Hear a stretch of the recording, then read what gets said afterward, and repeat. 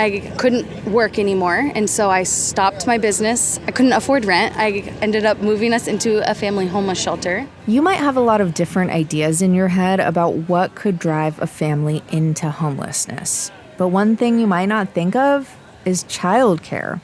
Finding and affording childcare is pushing a lot of Oregonians to the edge. That's what happened to Natalie Kaya. She's talking here at a rally on the steps of the state capitol in January of 2024. Fund childcare now! She became an advocate for expanding a state childcare program after her experience with this. Kaya is a single mother from Gresham, and she had been running a successful full-time business, combining photography, web services, and marketing back in 2022. I finally was growing my business and hitting bigger marks. It was very exciting. I thought, oh my gosh, I'm getting ahead. With the help of state benefits like SNAP, she finally felt like things were going her way. Maybe she could buy a house, start saving, and pay down debt. But then I was pregnant unexpectedly. And when it was time to reapply for state-subsidized childcare for the new baby, the numbers didn't add up. I was annually $2,000 over the exit limit. Without the help of subsidies, she didn't make enough to afford private childcare on her own. I was so overwhelmed. I don't even know the survival mode that I was kicked into. Kaya had to massively scale back her business in order to stay home with her youngest children.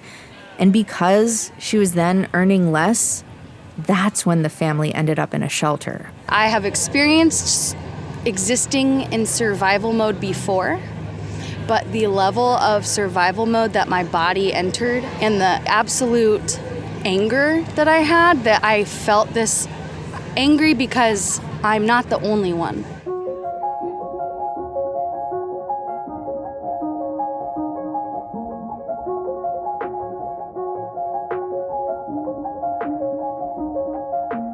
From the newsroom of OPB, I'm Jen Chavez, and this is The Evergreen, a podcast about the place you call home. Today, we're talking about Oregon's childcare crisis, how expensive it is, how hard it can be to find, and how providers are struggling with staffing shortages and limited space. Natalie Pate is an education reporter at OPB. She joins us to break down how things got this bad and what potential solutions could help turn the tide.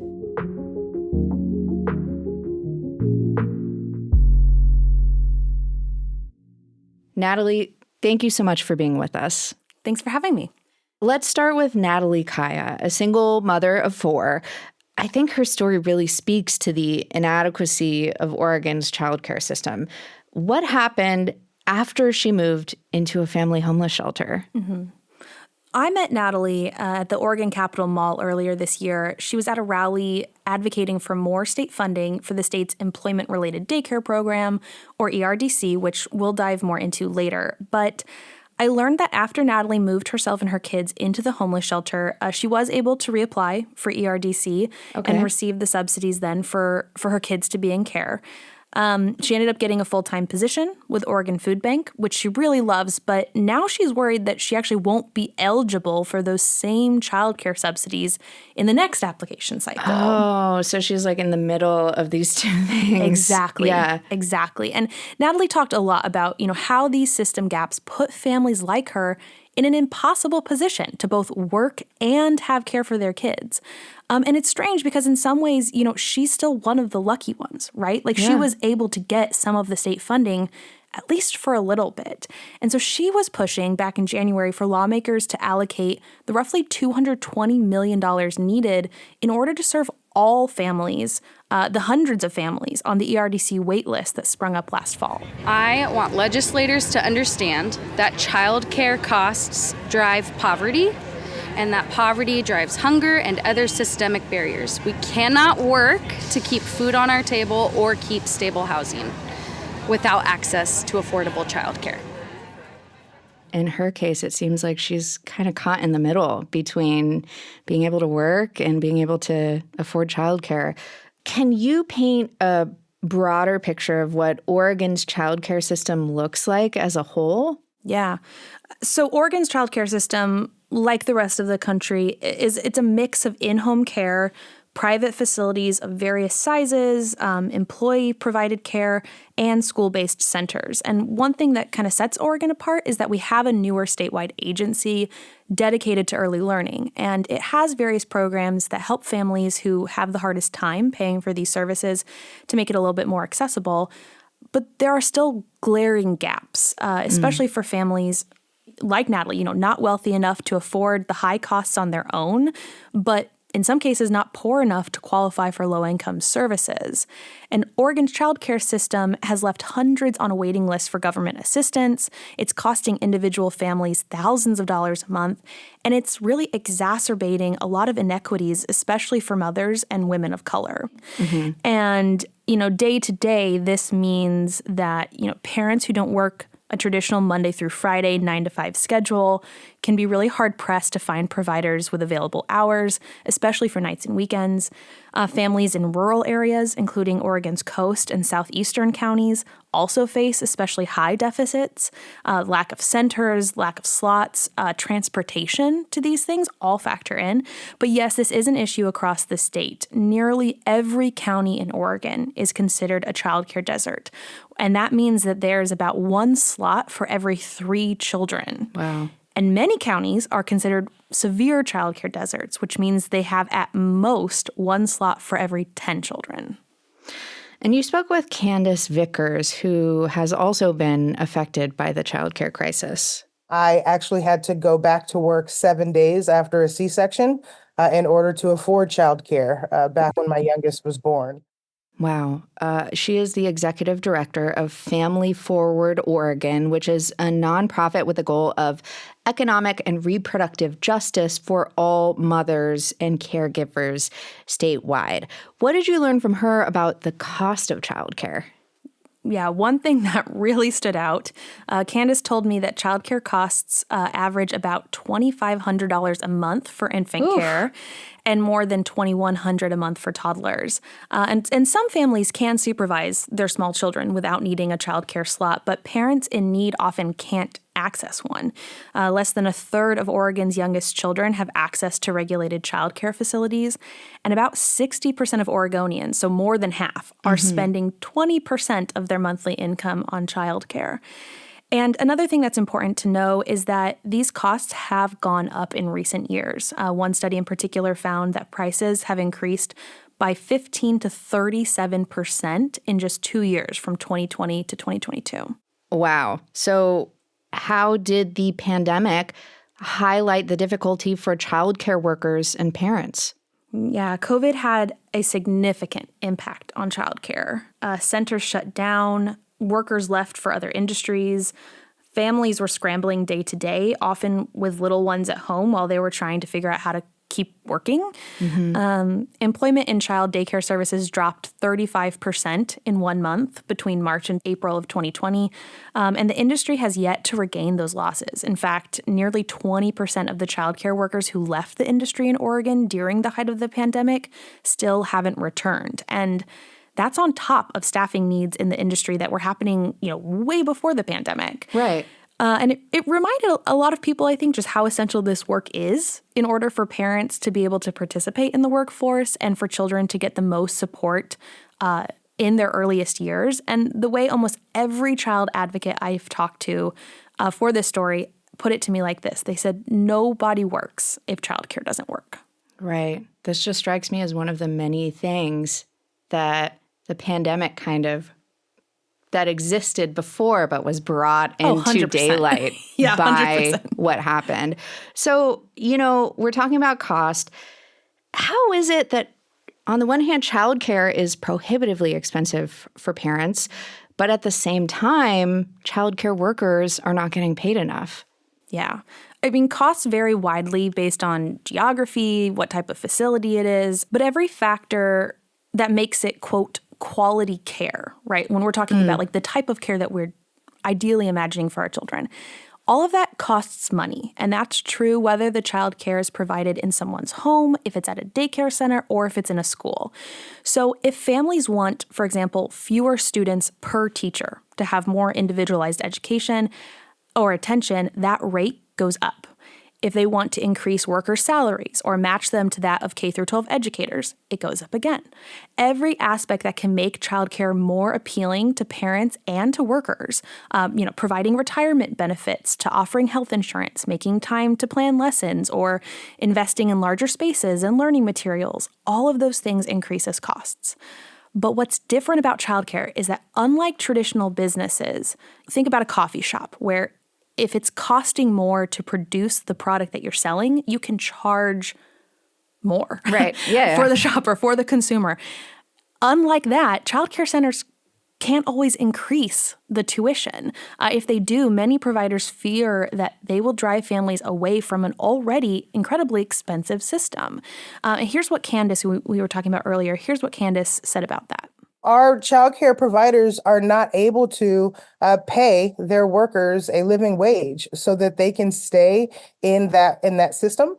They're not able to grow their facilities and grow their footprint in their communities because they can't charge families the amount that they need to be able to do that because the costs are so high. Yeah. What a precarious sounding balance between those two things. For the people who still work in childcare now, how are things looking for them today?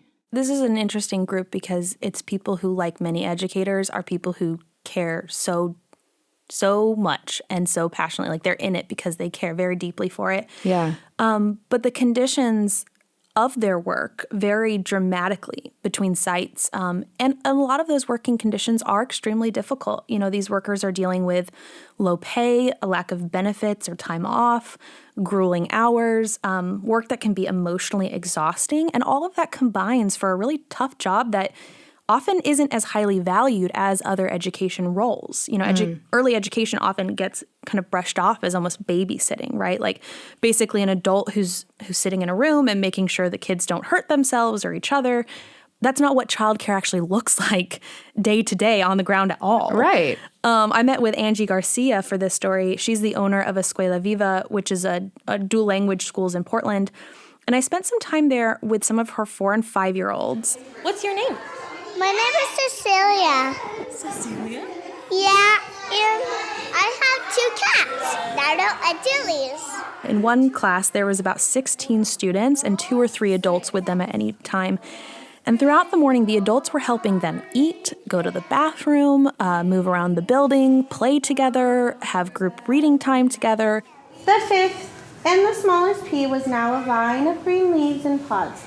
This is what was meant to happen, he said, and smiled to himself, happy and content. Do you see him smile? He's going Él to está go feliz. peas. Mhm. Oh, he's getting babies. Yeah. Yeah. And Frank. They did a science experiment after that. Just like any other educators, these folks are trained to help guide and teach the students about everything from social skills, keeping our hands to ourselves, not using our words for hurting. But they're also working on things that are, more traditional school things. They're working on reading. They're working on critical thinking skills. And they're constantly redirecting the students and keeping them on track.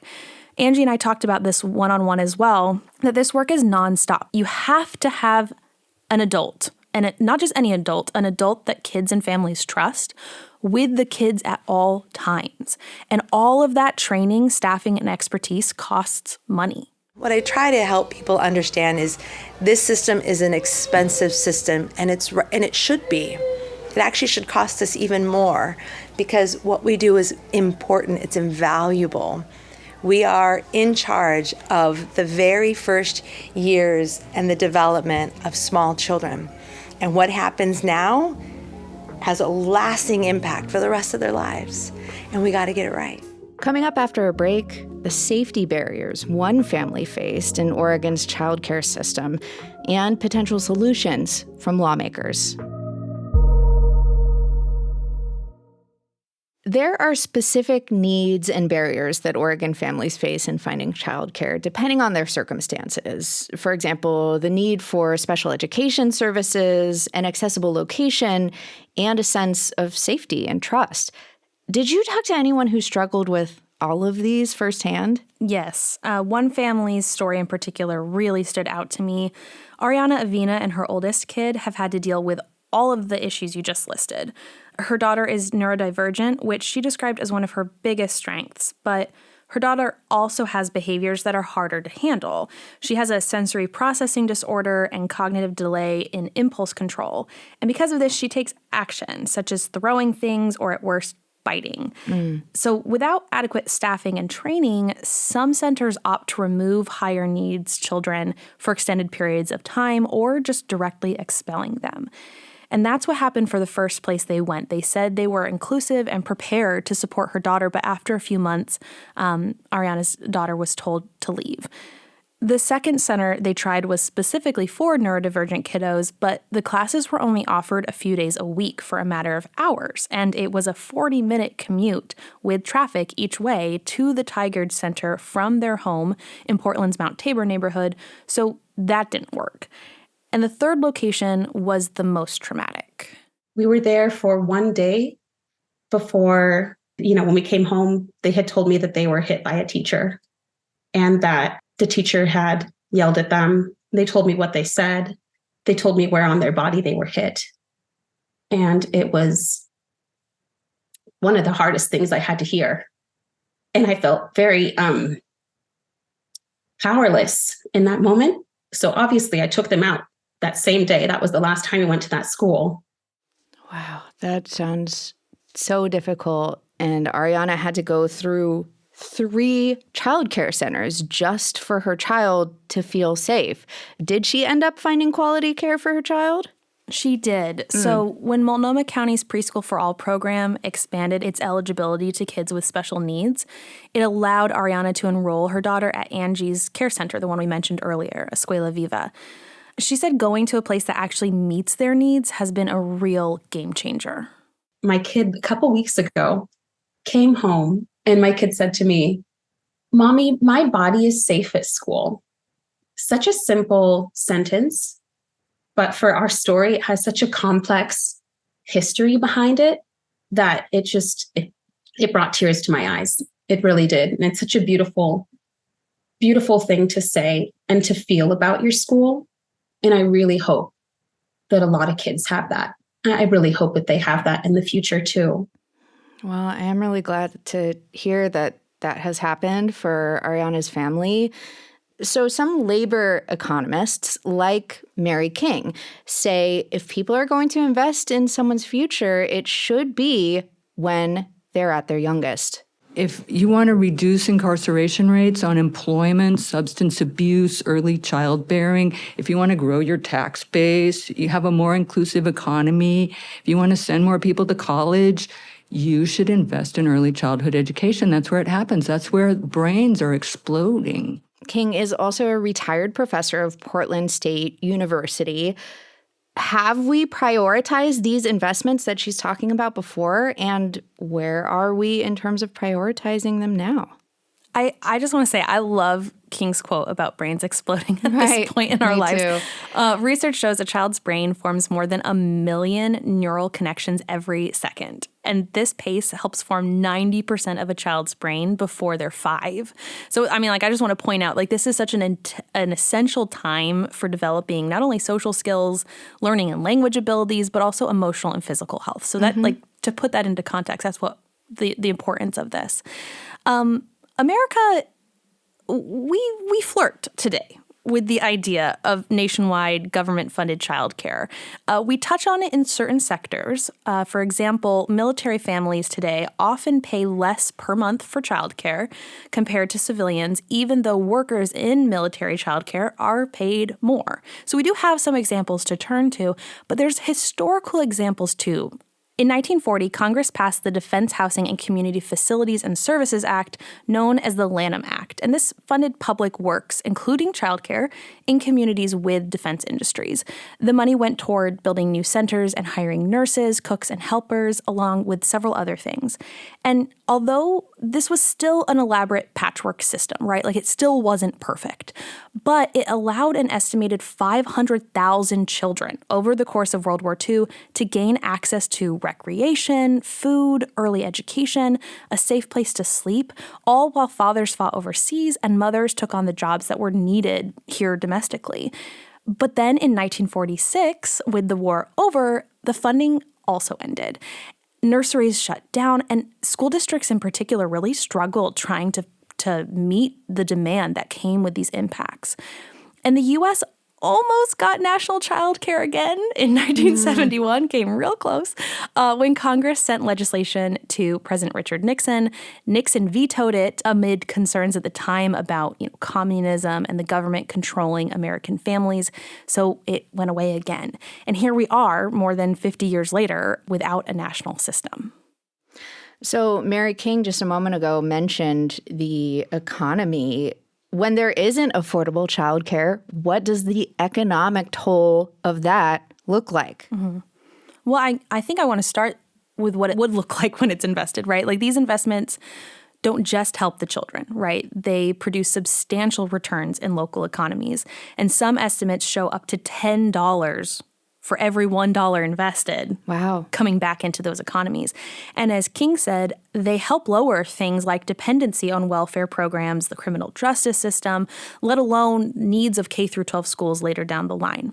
And so when they aren't invested, not only is it costing us millions of dollars in these other systems, but as King put it, we're wasting human potential.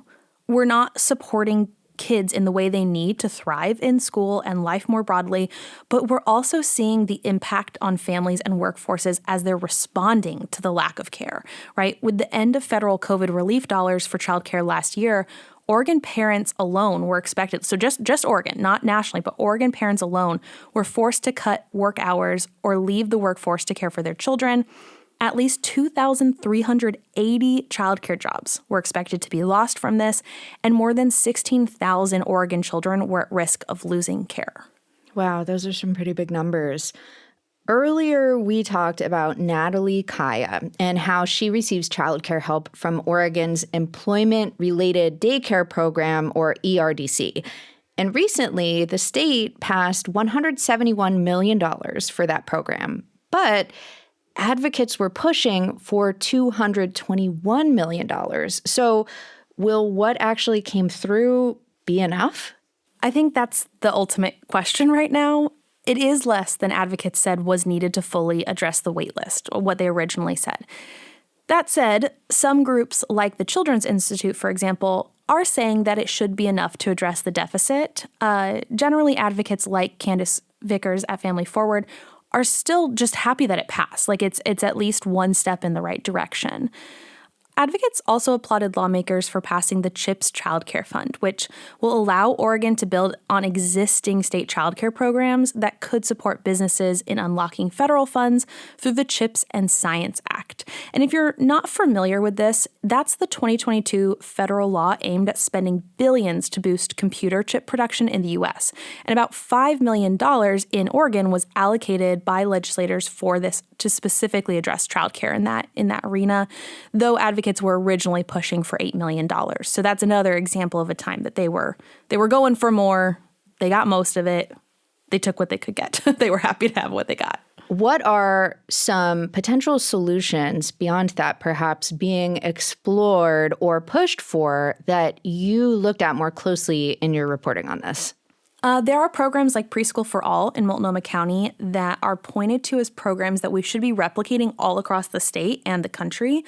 Preschool for All connects 3- and 4-year-olds to free, culturally responsive, inclusive preschools.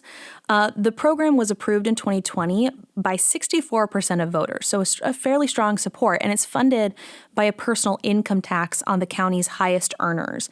But there are critiques of the program and its budget and concerns for that, and questions on whether a program like this could be expanded to all children ages 0 to 5 and in regions that are more politically or fiscally conservative. On the national scale, President Joe Biden has outlined future investment plans for childcare. And some members of Congress, including Oregon's Democratic Representative Suzanne Bonamici, have been working to update national childcare tax provisions.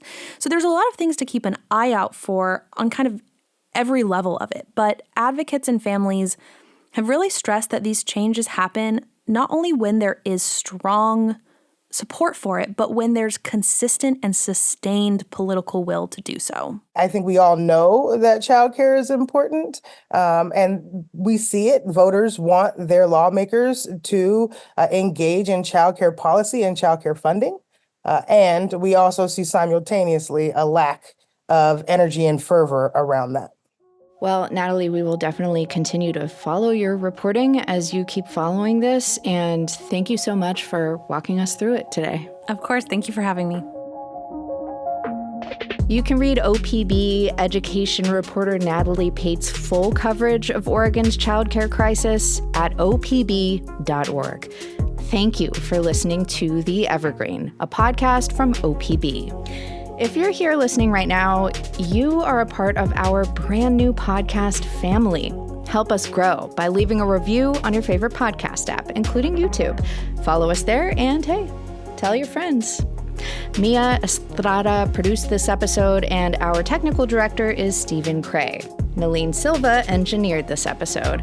The OPB podcast team also includes Julie Sabatier and Sage Van Wing. Natalie Pate and Dave Miller did the interviews you heard. Our theme music comes from Audio Network. And if you have a question for us, please hit us up. You can email us at theevergreen@opb.org. I'm Jen Chavez. Catch you later. Natalie, thank you so much for being with us. Sup. What's up, ladies? What's up? Sorry.